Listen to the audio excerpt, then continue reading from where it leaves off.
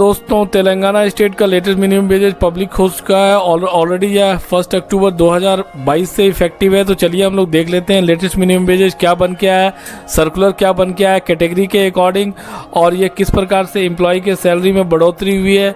मैं आपको A to Z information यहाँ पे देने जा रहा हूँ। तो चलिए चलते हैं डायरेक्ट हम लोग नोटिफिकेशन की ओर। तो यहाँ पे आप देख पा रहे हैं यह जो मिनिमम वेजेज है commissioner of labour Telangana Hyderabad के द्वारा competent authority under minimum wages act के द्वारा डिक्लेयर कर दिया गया। क्या है कंज्यूमर प्राइस इंडेक्स पॉइंट्स जो calculation of variable dearness allowance के लिए बनाया जाता है, जो इफेक्टिव है 1 अक्टूबर 2022 से।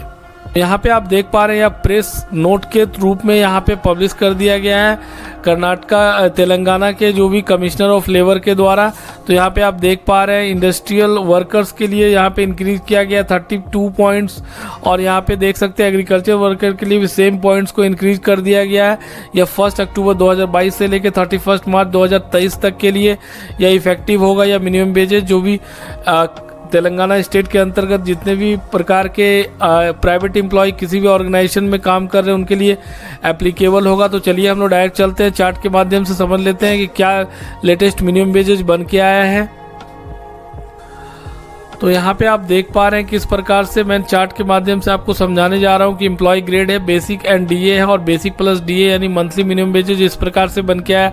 हाईली स्किल्ड का देख सकते हैं आप 12,815 रुपीज़ पर मंथ का मिनिमम वेजेज बन के आया। स्किल्ड ए कैटेगरी में अगर आप हैं तो आपका मिनिमम वेजेज बन के आया 11,778 रुपीज़, और स्किल्ड बी में अगर आप हैं तो आपका जो मिनिमम वेजेज बन के आया हुआ है 11,980 रुपीज़। तो आप देख पा रहे हैं कि यह जो स्किल्ड ए और स्किल्ड बी है यह एरिया के अकॉर्डिंग इसको बाइफर्केशन किया गया है, और स्किल्ड बी जो है हायर देन स्किल्ड ए है।